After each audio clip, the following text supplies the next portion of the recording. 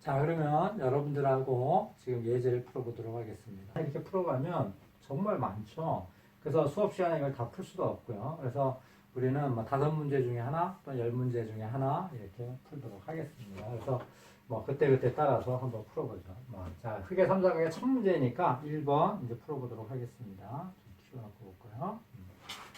자, 첫 번째 문제입니다. 수분 단위 중량. 그러면 여러분들이 지금 1장에서 단위 중량의 종류를 지금 몇 가지 구별을 해야 돼요. 뭐가 있었어요?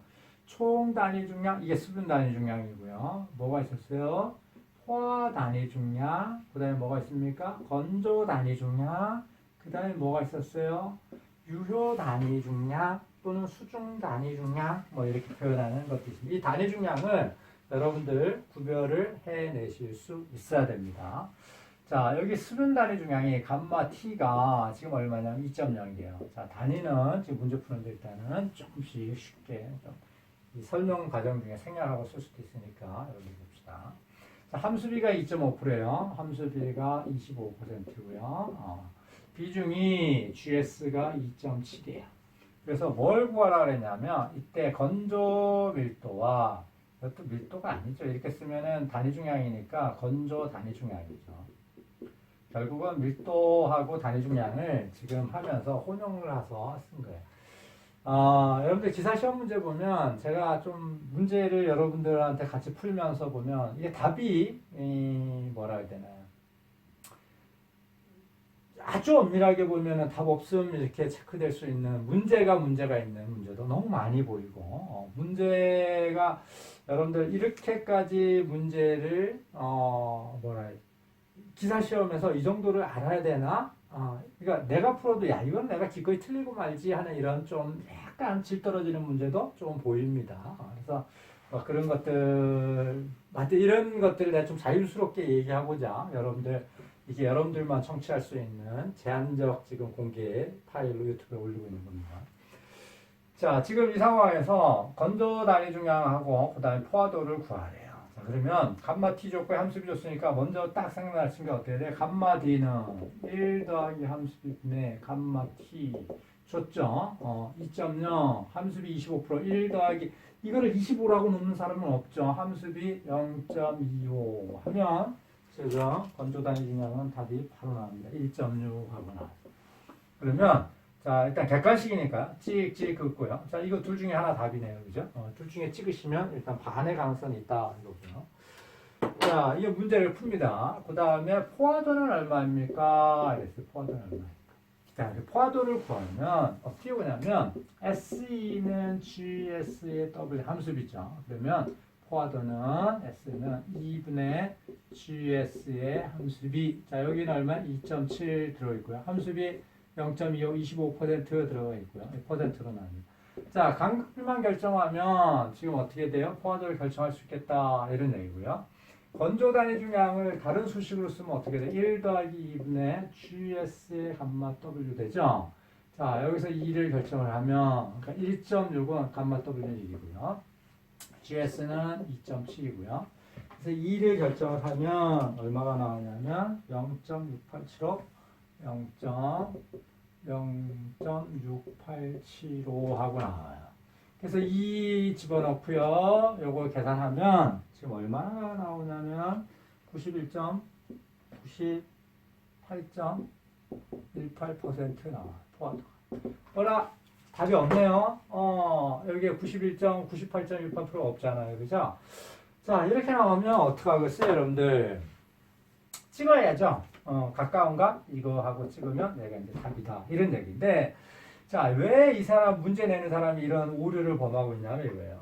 자, 지금 간극비가 0.6875였어요. 자, 이걸 소점을 잘랐어요. 0.68 하고, 지금, 집어넣게 되면, 2를 반올리면서 0.69, 69 하고 집어넣게 되면, 지금 이때 답은 얼마가 나오냐면, 포화도가, 그러니까 얘를 0.69 이렇게 반올려서 집어넣고 계산하면 요 값이 나옵니다. 이렇게 계산하면 안 되죠. 계산 과정 중에서는 이렇게 계산하면 오류예요.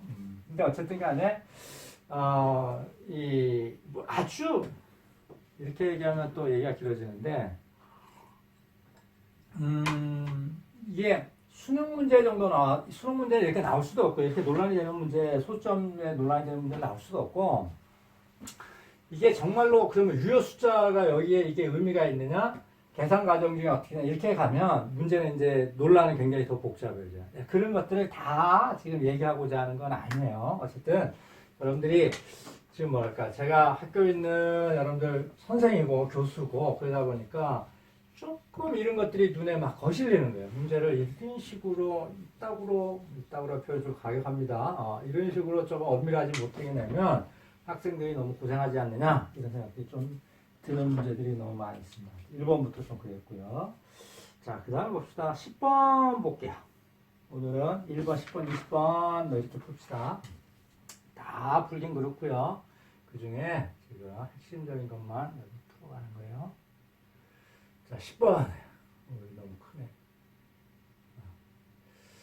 자, 다음 설명 중 틀린 것은 하고 그랬어요. 점토의 경우 입도분포는 상대적으로 고등학교 선생님처럼 상대적으로 공학적 거동에 큰 영향을 미치지 않고 입도분포가 물의 유무가 거동에 매우 큰 영향을 준다. 맞는 얘기죠, 그죠? 자, 요게 만약에 점토가 아니고 지금 어떻게 돼요? 사질토 이랬다면 어떻게 되겠어요? 사질토인 경우는 입도분포는 공학적 거동에 상당히 큰 영향을 미치고요. 물의 유무는 상대적으로 어떻게 돼요? 큰 영향을 미치지 않죠. 네, 제가 이건 맞는 내용입니다. 자, 액성지수는 뭔가를 여러분들 정의를 다시 한번 살펴보기 바라고요. 액성지수입니다. 액성한계가 아니고. 결국은 뭐냐면 여러분들 이 액성한계 범위 중에 얘가 어디 와 있느냐, 여기서 어디 와 있느냐를, 여기가 액성지수 1이고요. 여기가 역방입니다. 어디 와 있느냐를 액체, 고체, 소성 뭐 이런 거. 액체 상태까지 얼마 와 있느냐를 나타내는 거죠. 자, 액체 상태 얼마나 도달해 있느냐를 표현하는 게 액성지수예요. 액성지수는 자연 상태에 있는 점토 지반의 상대적인 연경도를 나타내는 데 사용되며, 자, 맞습니다. 여기까지 맞아요. 1에 가까운 지반일수록 어떻게 된 상태냐? 액성 상태에 굉장히 근접한 지반이다 이거죠. 근데 여기 뭐라 그랬어요? 1에 가까운 지반일수록 과밀된 상태. 과밀은 지금 여러분들 기사시험은 범위를 여기서 여기만 나오는 건 아니죠. 이제 안밀에서도 나왔다가 전단 강도가 나왔다가 이 부분이 엮여 있는 이런 거예요. 어때 전체적으로 과밀이 됐다는 거는 안밀에서 뭐예요? 정규안밀, 과안밀이 있었고 과안밀이 됐다는 건 힘을 한번 받았다 놓은 적이 있는 것이 과밀된 거고 힘을 아주 많이 받았다가 놓은 적이 있는 것을 과밀이 아주 많이 된 것, 적당히 받았다 놓은 거는 과밀이 조금 된 것, 한 번도 그 힘을 받았다 놓은 게 없이 지금 받고 있는 게 최대 힘인 것을 우리가 정규안밀되어 있다고 얘기를 하죠.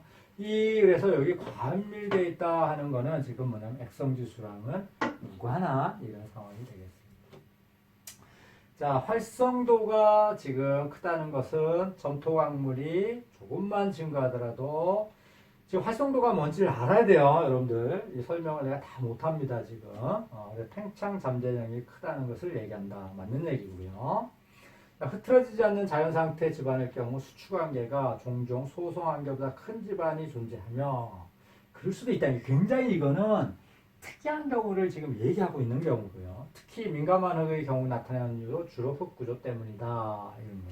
굉장히 특이한 경우도 있다 하는 것들을 지금 표현하고 있는 것입니다.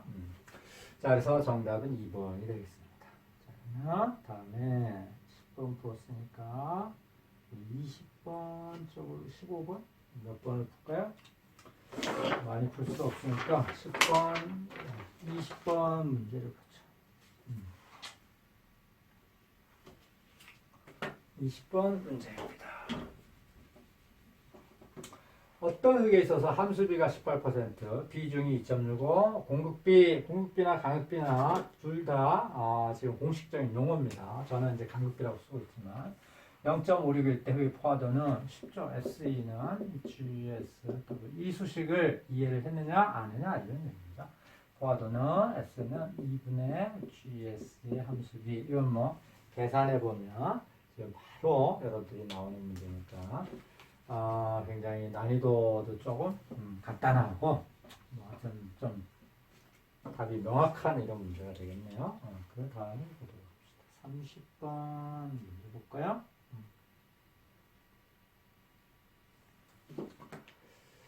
점토의 다음 중 설명 중 틀린 것은 이랬어요. 첫 번째 봅시다. 점토의 경우 오타네요, 이거. 설마 이게 시험 문제 오타는 입도분포는 상대적으로 공학적 고동에 큰 영향을 미치지 않고 무리움과 공학적 고동에 영향을 미친다. 아까랑 같은 문제네요. 자, 이게 똑같은 문제가 지금 반복되고 있어요. 지금 여러분들 이 기사시험 문제는 어떻게 나가냐면 기사시험을 매번 출제할 때마다 만들지를 않아요. 그래서 기사시험 문제를 그러니까 뭐 저 같은 사람들한테 이제 뿌려요. 그래서 저는 이제 기사시험 문제는 이게 내진 않는데, 이 기사시험 문제를 문제 카드로 이렇게 쭉 만들어 놓고요. 그 중에서 1장 이런 부분에서 몇 문제, 2장 다짐에서 몇 문제, 뭐에서 몇 문제에서 쭉 갖다 놓으면 얘가 지금 뭐냐면 몇 회자 시험 문제가 되는 거예요. 그러니까 이 데이터베이스에 들어있는 카드를 뽑을 때 유사한 문제들이 굉장히 많기 때문에 지금처럼 나왔던 문제가 또 나오고 나왔던 문제가 또 나오고 합니다. 결국은 아까 봤던 문제가 또 나온 거예요. 그래서 지금 기사시험에 있어서 이 기출문제의 중요성을 다시 한번 여러분들 보실 수 있는 겁니다. 그래서 이런 것들은 기출문제는 꼭 풀어보시기 바랍니다. 자, 40번 문제를 보도록 하겠습니다. 자, 40번 문제를 보겠습니다. 함수비 18%의 흙 500g을 함수비 24%로 만들려고 할 때 추가해야 되는 물의 양은 얼마입니까? 하는 문제입니다. 자, 이런 문제는 왜 내냐 하는 것들을 한번 살펴봐야 되겠습니다. 자, 현장에서 다짐 작업을 하는데요. 자, 현장에 놓고요. 이 위에 이제 올라와서 다짐 작업에서 얘를 다지려고요. 그런데 이때 함수비가 지금 얼마냐면 18%예요. 근데 이 흙의 최저 함수비가 지금 얼마냐면 24%예요. 그러면 이 다짐 롤러가 다짐 작업을 할 때 함수비가 최저 함수비보다 차이가 많으니까 다짐 효율이 떨어지겠죠. 다짐이 잘 안 될 거예요. 그래서 여기다가 물을 추가해서 함수비를 이렇게 올리려고 하는 거예요. 그러면 이럴 때 물을 얼마만큼 추가해야 됩니까? 하는 것들 한번 계산을 해보십시오 하는 얘기예요. 어떻게 보면 현장 기술자가 어떻게 보면 기술적으로 가장 간단한 계산을 요구하는 겁니다. 물이 이만큼 와서 물을 그럼 너 함수비 이만큼 증가시키려면 지금 물을 얼마만큼 뿌려야 돼? 하고 질문하는 이런 상황이에요. 자, 지금 문제를 이제 다시 한번 이제 문제 형태로 볼게요. 자, 18%에서 24%니까 18%에서 24%를 함수비를 증가시켜요. 그러니까 6%의 함수비를 증가시키려고 합니다.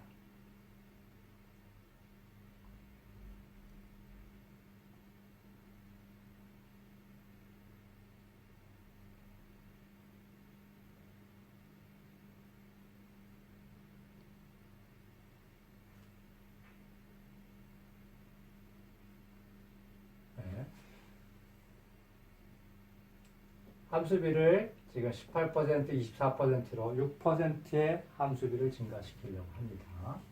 자, 지금 WS분의 WW가 지금 함수비죠, 그죠? 그런데 이게 추가적으로 6%를 증가시키기 위해서, 이게 6%의 델타의 함수비를 증가시키기 위해서 물이 얼마냐 하는 거니까, 결국 뭐죠? 델타 WW는 6% 곱하기 지금 WS 하면 되는 거예요.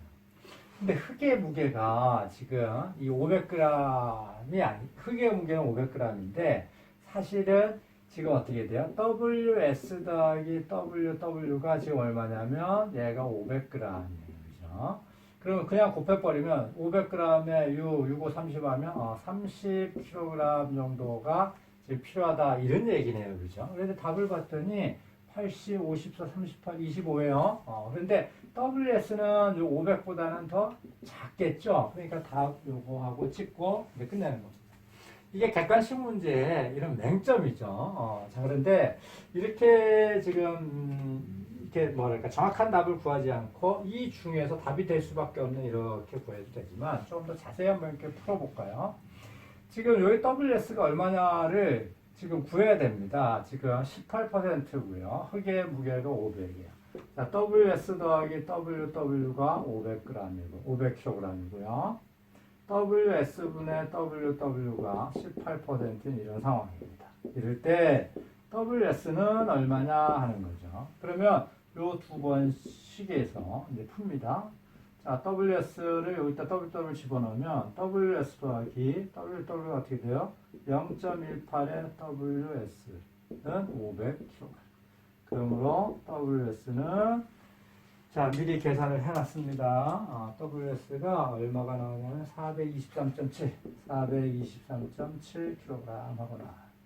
그래서 요게 WS는 423.7kg. 500 지금 계약적으로 넣었을 때 아까 요거 30kg 나왔잖아요. 420.7 곱하기 6% 0.06 하면 25.43하고 정확한 지금 수치로 답을 구할 수 있고, 그래서 여러분들 문제를 푸시는 방법이 있겠습니다. 자, 그럼에도 불구하고 여러분들 이 객관식 문제의 허점, 객관식이기 때문에 이렇게까지 안 풀어도 풀 수 있는 문제가 상당히 많이 있다. 이게 어떻게 보면 요령이면 요령일 수도 있고 객관식 문제의 한계점일 수도 있습니다. 자, 그 다음 문제를 보도록 하겠습니다. 50번 문제, 40번 풀었으니까 50번 문제를 보도록 하겠습니다. 여러분들은 나머지 문제들도 여러분들은 풀어보시기 바랍니다. 함수비 14%인 이만큼을 함수비 23%라 하면 몇 g의 물이 필요할까? 동일한 문제죠. 지금 제가 아까 말씀드렸듯이 기사시험은 족보에 대단히 충실한 형태를 띈다. 그럴 수밖에 없다. 문제에서 뽑기 때문에. 그래서 지금 추가적인 풀이를 하진 않지만 대략적으로 지금도 여러분들 푼다면 어떻게 돼요? 2200에 14에서 23이니까 얼마를 늘립니까? 지금 9% 정도를 늘리죠. 2에 24, 9%니까 결국 계약적으로 200, 한 20g, 220g 채 안 되네. 200, 어떻게 되나요? 지금, 요를 애매하게 찍겠네요. 22.1 곱하기 0.9, 20 곱하기 0.9, 계략적으로 지금 보는 겁니다. 지금 298, 한 180g 정도 내야 되겠네. 자, 그러면 이놈 아니고 요놈 아닌데, 요거냐? 헷갈리네. 자, 이런 상황에서는 어떻게 돼요? 객관식이지만 내가 문제를 답을 찍을 수가 없잖아요. 그러면 아까처럼 지금 WS 더하기 WW가 지금 얼마야? 2218. WS분의 WW가 지금 얼마였어요? 14%, 0.14. 그래서 WS를 여러분들이 여기서 계산을 하셔야 되고요. 자, 추가적인 물의 양은 어떻게 돼요? 이 WS에다가 함수비 추가되는 거 어떻게 돼요? 23에서 14%를 빼니까 23 빼기 14%에 백분율 곱하기 100. 뭐 이런 거지. 나누기 100. 이렇게 해서 계산을 하시면 여러분들 답을 구하실 수 있는 문제가 되겠습니다. 다음 문제를 보도록 하겠습니다. 50번, 그리고 60번 문제 볼까요? 자, 60번 문제가 잘려서, 다른 문제를 좀 볼게요. 그러면 63번 문제 보겠습니다. 통일분류법으로 SP, 소문자로 쓰면 안 되죠. 대문자 SP입니다. SP로 분류된 흙의 설명으로 옳은 것은, 자, S로 시작했으면 무조건 어떻게 해야 돼? 앞에 있는 게 대분류입니다. 그래서 G, S, M, C. 이게 대분류예요. 자갈, 모래, 쓸, 좀. 얘는 뭐야? 어떻게든 자갈입니다. 무슨 자갈이에요. 어떤 자갈이에요? P인 자갈이에요. P는 뭐야? 푸어 그레이드인 자갈이다. 옳은 것은 시트를 말한다, 찍, 점토를 말한다, 찍. 앞에 뭐 설명이 어쨌든 간에 시트고 점토가 아닙니다. 모래를 말한다, 오케이. 압축성이 큰 입도포가 나쁜 모래를 말한다. 압축성이 크고 작은 거는 몰라요. 이건 알 수가 없는 거고요. 입도포가 나쁜, 이것도 사실은 이렇게 표현하면 안 되죠. 입도포가 좋고 나쁘고 어떻습니까? 입도포가 빈 입도인 푸어 그레이드인 이렇게 표현해야 맞죠.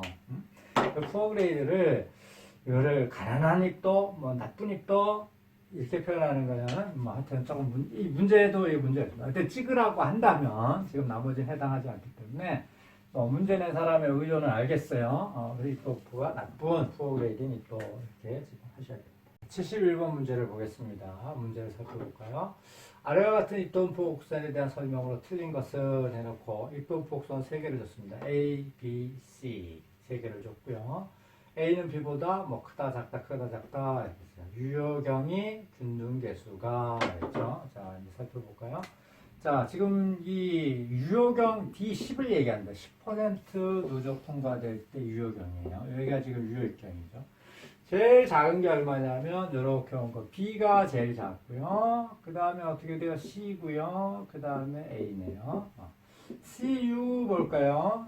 지금 CU는 균등계수죠. 이 균등계수라고 하는 건 얼마나 골고루 들어있느냐. 자, 그림상에서 보면 B가 지금 가장 누워있어서 균등계수가 가장 크고요. A하고 C는 그림상으로 보기에는 얼치 계산이 안 돼요. 지금 계산해보면 되겠는데 D10, D30, D60 갖고 계산을 해보면 되겠는데 일단은 뭐 잘 모릅니다. 자, A하고 C는 누가 큰지 잘 모르겠고요. 확실한 거는 지금 B가 큽니다. 자, 이 정도의 결과를 이제 판단할 수 있습니다. 자, 첫 번째 1번 문제. A는 B보다 유효경이 작다. 아니죠. 지금 A가 어떻게 돼요? 유효경이 더 크잖아요. 틀렸고. A는 B보다 균등계수가 작다. 맞고요. C는 B보다 균등계수가 더 크다. 아니죠. 무조건 작아요. B는 C보다 유효경이 더 작죠. 크다. 틀렸습니다. 자, 그래서 지금 2번하고 여러분들이 문제를 푸실 수 있는 이런 형태의 문제가 되겠습니다. 자, 그 다음에 81번 문제를 여러분들하고 또 같이 보도록 하겠습니다. 갈까요? 81번 문제. 아래표와 같은 조건에서 군지수는 얼마입니까? 군지수를 결정하라 그랬어요. 자, 군지수 수식 있죠? 여러분들, 뭐 지금 내가 나 외우지도 못해요. 어떤 형태인지는 알지만 세세한 숫자, 이거를 내가 외우고 있어야 되나, 이 의미를 모르겠어요. 이런 문제가 나오면 저는 기꺼이 틀립니다. 이런 문제를 낸 사람 자체가 저는 조금 문제가 있다고 생각해요, 개인적으로. 이거를 군지수를 이거를 외울 필요가 있는가? 이게 외우는 게 도대체 무슨 의미가 있는가?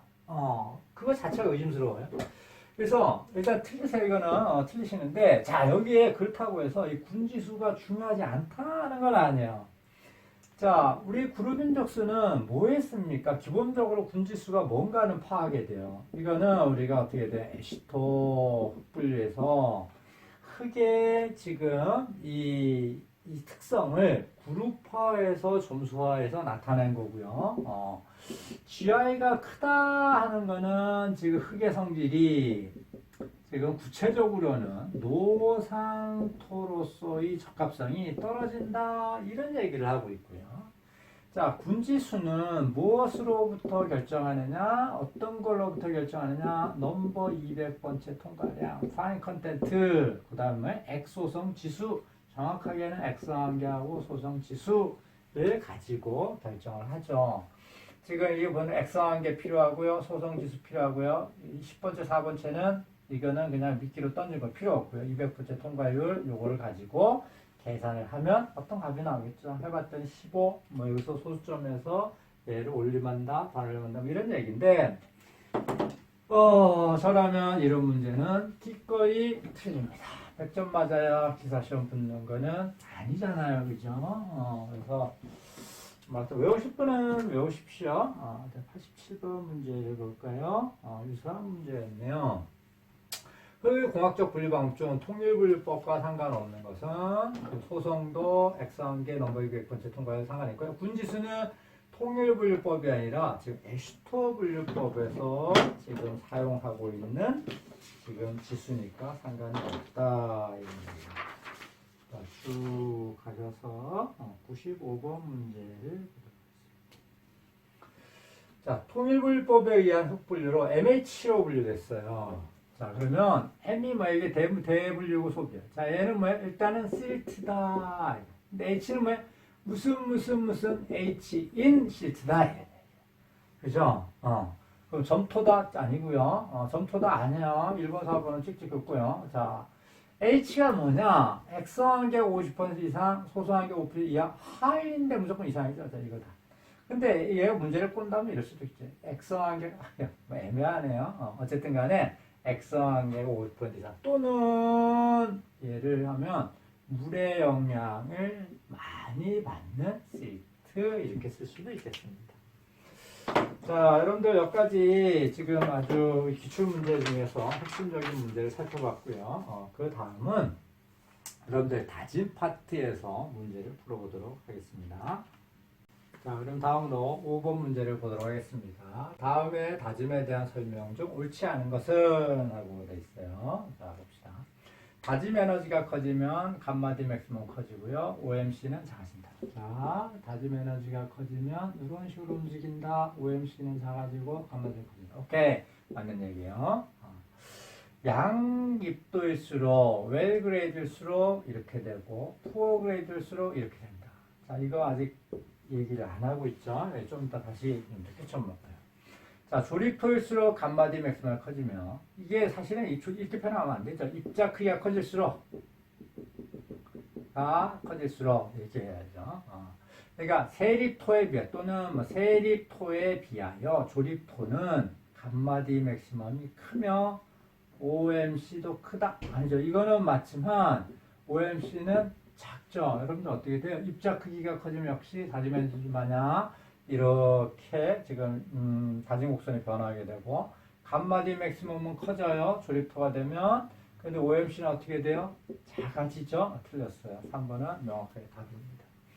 4번 점성토는 다짐 곡선이 완만하고요. 조립토는 급경사를 이룬다. 이것도 지금 무슨 얘기인지를 지금 세부적으로 잘 안 했는데 이제 얘기를 해봅시다. 자, 2번. 자, 지금 양립도 웰그대리는 어떻게 돼? 입자가 굵은 거하고 잔 거하고 골고루 있고요. 지금 푸어그레이드 빈입도는 어떻게 입자 크기가 비슷한 게 이렇게 있습니다. 누가 다짐이 잘 되느냐? 웰그레이드가 굵은 거, 잔 거 골고루 있는 경우가 다짐이 월등히 잘 되고요. 푸어그레이드는 빈입도는 다짐에 취약한 이런 상황에 있겠죠. 함수비 입장에서 본다면 OMC는 이거는 상당히 큰, 왜냐하면 이 비표면적이 크기 때문에 그래요. 이 사이에 비표면적이 크기 때문에 얘는 그러니까 결국은 무슨 얘기냐면 이거예요. 물의 영향이 지금 어떻게 돼요? 다짐을 가할 때 물이 없으면 얘가 거칠어서 못 들어가고요.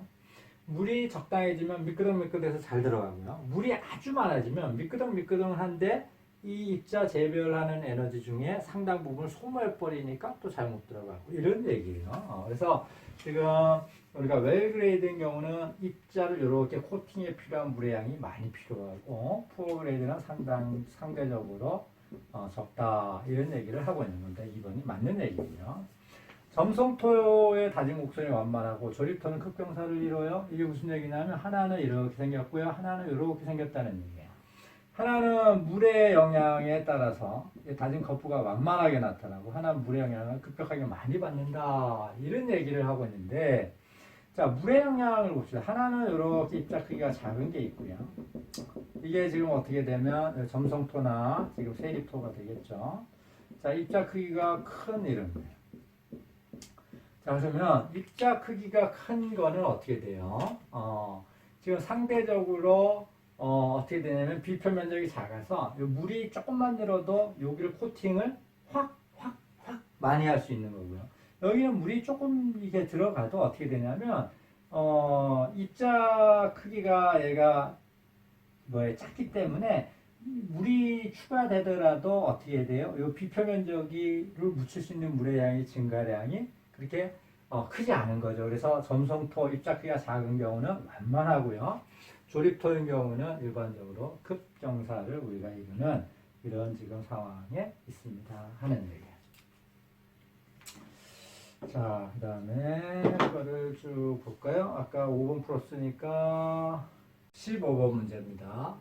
현장 다짐 시 흙의 단위 중량과 함수비 측정 방법으로 적당하지 않은 것은 현장에서 쓸 수 있는 현장의 다짐도를 평가하는 그러니까 현장 밀도를 평가하는 방법이 아닌 것은 코어 절사법 이게 지금 방막관법입니다. 코어와 방막의 얇은 관을 지금 하는 방법 모래 체험법, 고무막법 고무막을 하고 물을 채우는 이런 방법 표준관리 시험은 우리가 뭐 SPT 그래서 이거는 뭐 전혀 다른 거죠. 이건 뭐 당연하게 이렇게 지금 선택할 수 있는 문제가 되겠습니다. 자, 그러면 그다음 25번 문제를 보도록 하겠습니다.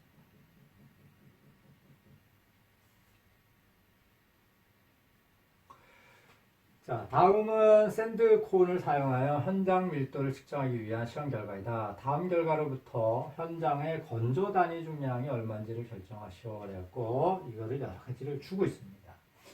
자, 지금 이거를 지금 여러분들 어떻게 실험하는지를 지금 아셔야 돼요. 현장에 지금 요 모래체험법에 대한 것들은 상당히 많은 지금 시험에 언급이 되기 때문에 시험을 어떻게 하는지 그리고 해석을 어떻게 하는지 개략적으로 여러분들이 파악하고 계셔야 됩니다.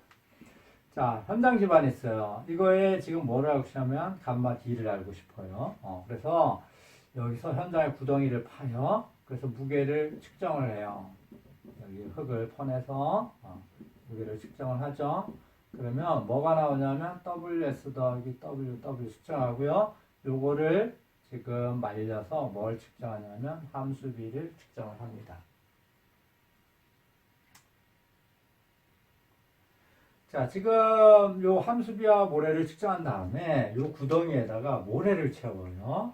그래서 요 구덩이에다가 이렇게 모래가 들어있는 것들을 넣고 여기다 모래를 채워요. 구멍에다가. 모래를 채우는 거는 왜 채우냐면 지금 요 파낸 구덩이에 부피를 측정하고자 하네요. 부피를 측정하고자 하네요. 자, 그러면 보세요. 지금 흙입자 무게, 물의 무게 알고 있고요. 부피 알고 있으면 감마 T는 V분의 WS 더하기 WW 되고요. 감마 D는 어떻게 돼요? 1 더하기 함수분의 감마 T 함수분의 지금 WW 함수비분의 지금 감마 T에서 감마 D를 결정합니다. 자, 얘를 결정하는 게 이제 우리가 들밀도 시험, 모래체험법에 의한 들밀도 시험인데 요 파낸 거의 부피, 요 부피를 알기 위해서 모래를 채우고 있는 거예요. 그런데 요 모래 단위 중량을 지금 알고 있는 거예요. 감마 샌드를. 표준사는 다른 게 아니고 뭐 스탠다드한 모래다 뭐 이런 의미인데 사실은 더 원론적인 의미는 뭐냐면 이렇게 모래를 창의 변화가 극히 없는 모래 이게 전형적으로 우리가 극단적인 푸어 그레이드의 모래입니다. 그런 것들이 우리가 옛날에는 주문진 쪽에서 나는 모래 이런 것들이 뭐 주문진 표준사 이렇게 했는데 지금은 인공적으로 많이 만들었습니다. 그래서 어쨌든 간에 단위 중량이 변화가 없는 거예요. 그래서 단위 중량이 얼마냐면 보였죠? 1.666 뭐 하여튼 뭐 소수점 끝에까지 표시하고 있고요. 모래를 채웠어요. 그러면 어떻게 돼요? 여러분들 감마는 부피분의 무게잖아요. 그럼 부피는 어때요? 감마분의 무게잖아요. 이 식을 바꾸면 그죠? 부피는 감마분의 무게예요. 그런데 여기 차 있는 모래의 무게, 여기 차 있는 모래의 단위 중량이에요. 그러면 모래가 지금 얼마냐면 1.666이에요. 모래의 단위 중량이. 자, 여기에 모래에 차 있는 무게를 재는데 모래 시험 전의 무게가 5992. 시험 무게가 이거. 딸때기에 채워지는 무게가 이거. 자, 여기 있는 거의 전체 무게가 지금 얼마냐면 15992에서 2818이 됐고요. 여기 채워진 무게가 얼마냐면 117이다 이런 얘기예요. 그럼 여기 들어간 모래는 얼마냐 이런 얘기예요. 무게는 어떻게 되겠어요? 5992 빼기 무게가 바뀌었죠. 2818만큼 무게가 변했는데 그게 요거 더하기 요거니까 빼기 다시 117이 빼지는 거예요. 이게 부피예요. 그러면 이렇게 해서 부피를 계산을 하면 얼마나 되면 부피가 1835 이렇게 나왔고요. 여기다가 1845 집어넣고 흙이 몇 g이었죠? 구덩이 파낸 무게가 3311 집어넣으면 감마 T가 1.804 나오고 함수비까지 계산하면 1.627 이렇게. 자, 여러분들 지금 이 문제가 상당히 복잡한 듯이 지금 보이지만 여러분들이 놓치면 안 되는 문제예요. 그러니까 이 정도는 무조건 풀어야 되는 문제 형태가 되는 거예요. 자주 나올 수도 있고 중요한 문제입니다. 그래서 지금 여러분들 들밀도 실험이 어떻게 되는가? 이거는 여러분들 옛날에 저한테 토질역학을 들으셨으면 족보에 정말로 제가 냈던 문제에 정말로 빠지지 않고 냈던 문제다 하는 것들 여러분들 기억을 하실 겁니다. 자, 25번 풀었으니까 35번 문제로 넘어갑니다. 35번 볼까요? 현장 다짐을 실시한 오탄에 후 들밀도 시험을 수행하였다. 파네늑의 최저가 무게가 함수비는 얼마, 비중이 얼마, 폴리의 건조준이 얼마, 상대 다짐점.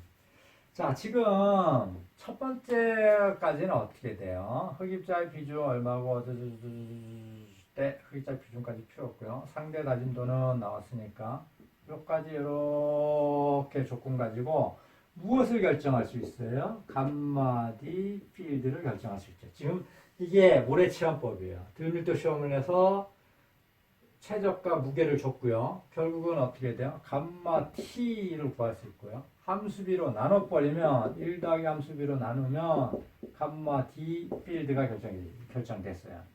그런데 감마 D 맥시멈이 얼마냐면 1.990이에요. 곱하기 100해서 퍼센트로 나타내면 지금 얼마가 나오느냐 95.3 하고 여러분들 계산이 되는 이런 문제가 되겠습니다. 그래서 이거는 뭐 특별하게 앞에 있는 문제를 한 번 더 그렇죠. 상대 다짐도 요 수식을 아느냐 하는 것을 하나를 더 물어본 뭐 이런 정도의 문제가 되겠죠. 그 다음에 35 풀었으니까 45번 해볼까요?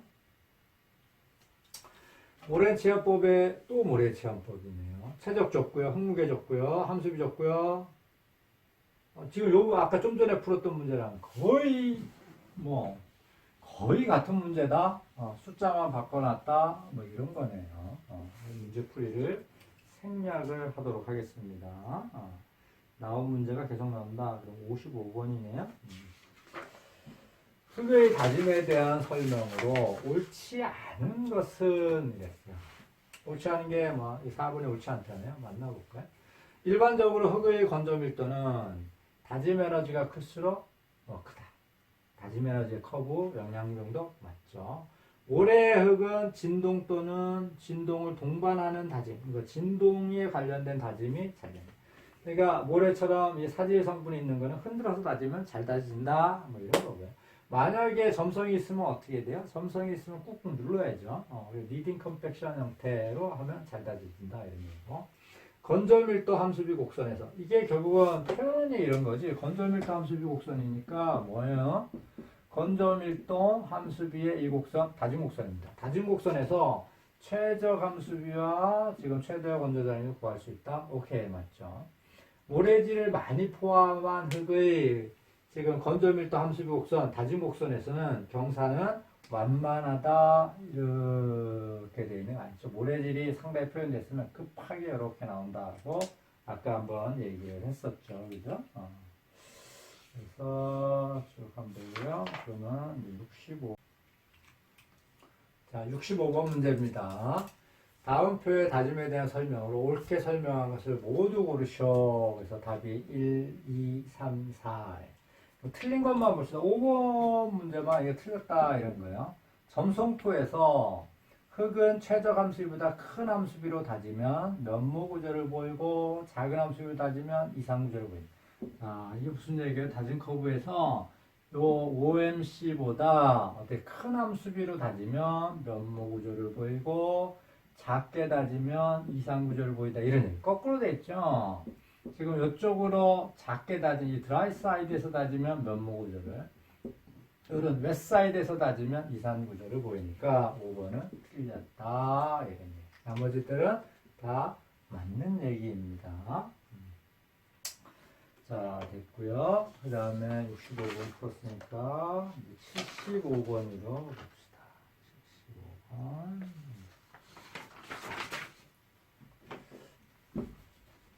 지우고요.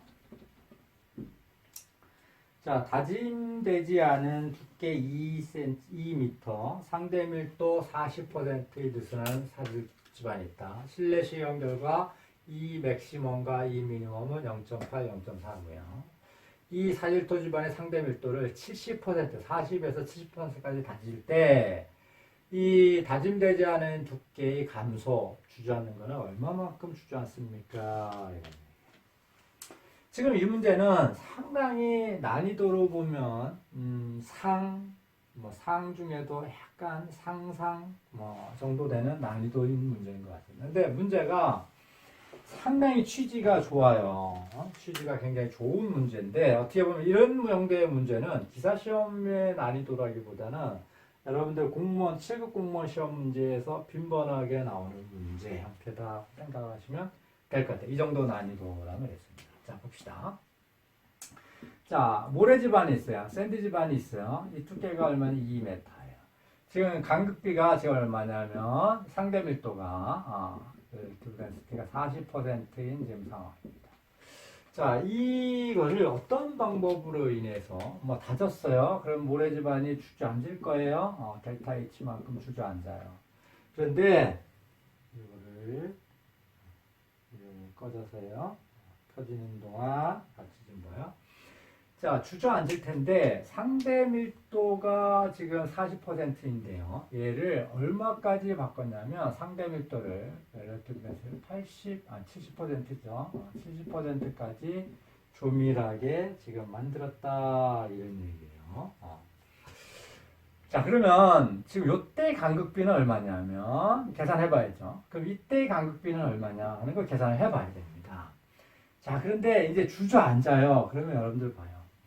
여러분들 암일 문제에서 어떻게 했냐면 V분의 델타 V는 A 곱하기 H분의 A 곱하기 델타 H. 이거 여러분들 제 수업 시간에 들으면서 암일 문제 하면서 지금 했어요. 부피분의 부피. 근데 면적이 변하지 않는다면 H분의 델타 H는 부피는 항상 비체적 1 더하기 2분의 델타 E 부피 변화이거든요. 자, 지금 요때 이 문제에서 사실은 보면 약간 좀 아쉬운 점은 이거예요. 주저앉는데 여기에 조건을 들어요. 단 수평 방향의 변이는 없는 것으로 한다, 가정한다 이런 게 붙어야 되는 겁니다. 왜냐하면 면적을 갖기 위해서는. 그래야 이 수식을 쓸 수 있어요. 근데 이건 일반적으로 집안이 될 때는 수평 방향의 변이는 극히 작거나 없는 것으로 일반적으로 가정을 하니까 논란을 될 수 있지만 이렇게까지 엄밀하게 가정을 안 붙여도 정답을 결정을 한다면 당연히 이렇게 결정을 해야 되는 상황이긴 합니다. 자, 그래서 델타 H는 어떻게 돼요? 1 더하기 2분의 델타 2의 H 이렇게 되는 거예요. 이게 얼마냐면 2m고요. 200cm고요. 그죠? 간극비 40%의 간극비, 상대 밀도의 40%, 상대 밀도 70%. 간극비 구해야죠. 자, 상대 밀도는 어떻게 돼요? 2 맥시멈 빼기 2 미니멈 분의 2 맥시멈 마이너스 2 곱하기 100 해서 퍼센트로 나타낸 겁니다. 자, 40%일 때, 그러니까 0.4일 때 어떻게 돼? 2 맥시멈 0.8, 2 미니멈 빼기 0.4, 2 맥시멈 0.8 빼기 2 했더니 0.4라는 얘기예요. 그때 간극비가 얼마냐 계산을 해보면 얼마냐면 0.64예요. 0.64의 간극비를 가져요. 마찬가지로 상대 밀도 70%의 간극비를 계산을 해보면 그러니까 얘가 0.7일 때 간극비를 계산을 해보면 계산을 하는데 0.52가 나와요. 0.52가 나옵니다. 지금 이게 장비가 상당히 좀 문제를 이야기를 하네요. 그래서 간극비가 0.64에서 0.652로 변하는 거예요. 그러면 이제 이 문제를 다 푼 거랑 똑같아요. 자, 그 델타 H는 1 더하기 강흡비가 얼마였어? 0.64였죠. 0.64분의 강흡비 변화가 얼마 됩니까? 0.64에서 빼기 0.52로 바뀐 거. 이게 델타 E만큼 있고요. 곱하기 200 한 거예요. 이거를 계산을 하면 나오는 게 지금 얼마냐면 14.6cm다 이런 얘기. 14.6cm다 이런 얘기입니다. 자, 지금 몇 가지 여러분들 계산을 해서 다짐에 대한 예제를 풀어보았고요.